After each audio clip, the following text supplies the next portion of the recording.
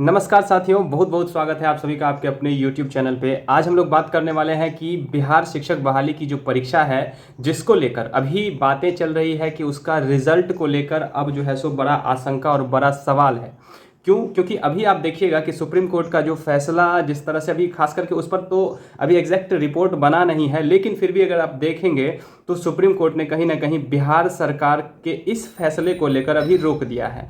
अब देखने वाली ये बात है कि क्या बिहार सरकार जो मांग कर रही थी 65% आरक्षण को लेकर, तो क्या ये पूरी हो पाएगी या फिर 50% को लेकर जो सुप्रीम कोर्ट ने कहा है कि आपको हाई कोर्ट का जो फैसला है उसी को मानना पड़ेगा, तो क्या वो चीज़ें अब हो सकती है। तो दोनों बात है और दोनों बात में शिक्षक अभ्यर्थियों पर क्या असर पड़ेगा। और अभी जो है लगभग 1.5 लाख बहाली जो है सो बिहार में होने को है, तो कहीं ना कहीं ये सारे बहालियों को एक तरह से अगर देखें तो इस पर रोक लगने की और इस पर कहीं ना कहीं प्रश्न उठने की बातें चल रही है कि किस तरह से बिहार सरकार जो है सो आरक्षण जो नियम है वो कौन से नियम को फॉलो करेगी और क्या जो 65% आरक्षण है उस पर ले जाएगी। और तो अगर इस तरह से ले जाएगी तो कहीं ना कहीं ये सुप्रीम कोर्ट और माननीय हाई कोर्ट का जो है सो एक तरह से आदेश का अनुवेलना हुआ, तो ये नहीं होगा।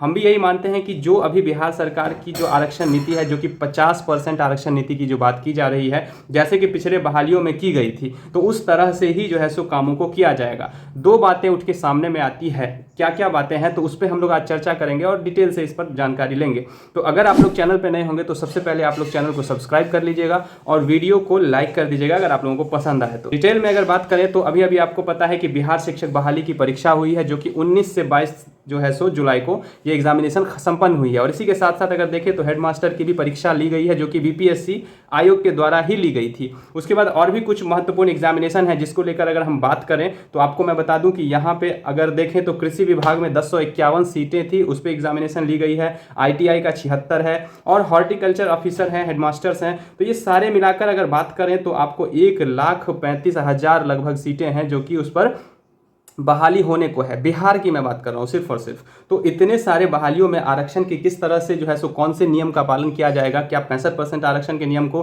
पालन किया जाएगा या फिर 50% जो कि सुप्रीम कोर्ट ने बताया है उसके हिसाब से ही आगे लिया जाएगा। अब बहुत सारे अभ्यर्थियों के मन में इस बात का प्रश्न उठ रहा है कि क्या अगर मान के चलिए सुप्रीम कोर्ट के डिसीजन का अगर वेट किया जाए, जो कि माननीय सुप्रीम कोर्ट का आदेश ये आया है कि उन्होंने ये बताया है कि ये महत्वपूर्ण मुद्दा है और इसको कहीं ना कहीं हम सितंबर में इसको जो है सो संज्ञान में लेंगे और उसके बाद जो है सो जो निर्देश आएगा उसके साथ जो है बिहार सरकार को आगे बढ़ना पड़ेगा। तो यहाँ पे अगर देखें क्लियरली तो इस जो ये आरक्षण का जो नियम था उसको किस तरह से कब बनाया गया उस पर अगर बात करें तो नवंबर में इस कानून को जो है सो लागू किया गया था, जो कि वो घटते घटते अगर देखें तो 9 नवंबर को जो है 2023 में विधानसभा में जो है आरक्षण नियम के कानून पर जो है सो मुहर लगाया गया था। उसके बाद अगर बात करें तो 21 नवंबर को बिहार सरकार ने अपने गजट में इसका जो है सो प्रकाशन किया था। उसके बाद 27 नवंबर को गवर्नर की मुहर लगी थी और 1 दिसंबर को पटना हाईकोर्ट में इसकी सुनवाई पर रोक से इनकार किया गया था। 4 से 11 मार्च की अगर बात करें 2024 में तो हाईकोर्ट ने लगातार इस पर सुनवाई की और फैसला को सुरक्षित रखा। 20 जून की अगर बात करें तो हाईकोर्ट का यह फैसला आरक्षण कानून पर मुहर लगाई गई थी। 2 जुलाई की अगर बात करें तो सुप्रीम कोर्ट गई, यही फैसला को लेकर सुप्रीम कोर्ट ले गया था। उसके बाद 29 जुलाई को क्या हुआ तो सुप्रीम कोर्ट ने हाईकोर्ट के फैसले को बरकरार रखा और अपनी अगली सुनवाई जो है सो बताया है कि सितंबर में होने को है। इस आरक्षण में अगर बात करें तो टोटल अगर देखा जाए तो 75% आरक्षण हो जाता है। जैसे कि अगर माने आप तो 25% अत्यंत पिछड़ा वर्ग, अनुसूचित जाति में अगर देखें तो 20%, पिछड़ा वर्ग में 18%, अनुसूचित जाति में 2% और EWS में 10% आरक्षण जो है सो ली जाएगी। तो इसको लेकर अभी आप देखेंगे तो बातें रुक रही है और सुप्रीम कोर्ट के फैसला के साथ ही बिहार सरकार को आगे चलना पड़ेगा। लेकिन यहाँ पे जो अगर हम आपका जो मेन प्रश्न होगा कि बिहार शिक्षक बहाली में क्या होने को है, किस तरह से बहाली को लिया जाएगा, अगर आप माने तो बीपीएससी को भी बिहार सरकार जो आदेश देगा उसी के हिसाब से उसको रिजल्ट जारी करना पड़ेगा।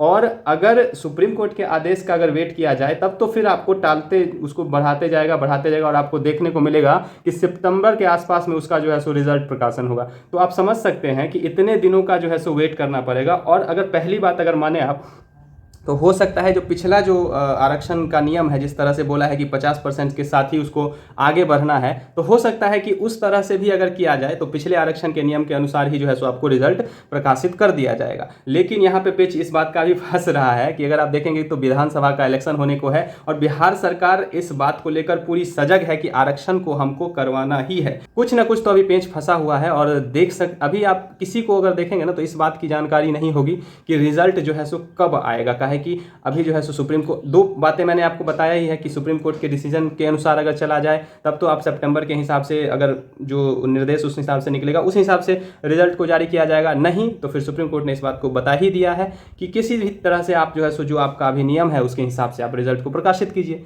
देखते हैं क्या कैसे होता है। सारा अपडेट आपको इस चैनल के माध्यम से मिलेगा ही। इसके लिए आप इस चैनल को जरूर सब्सक्राइब कर लीजिएगा और वीडियो लाइक कर दीजिएगा। मिलते हैं अगले वीडियो में, तब तक के लिए आप सभी का बहुत बहुत धन्यवाद साथियों।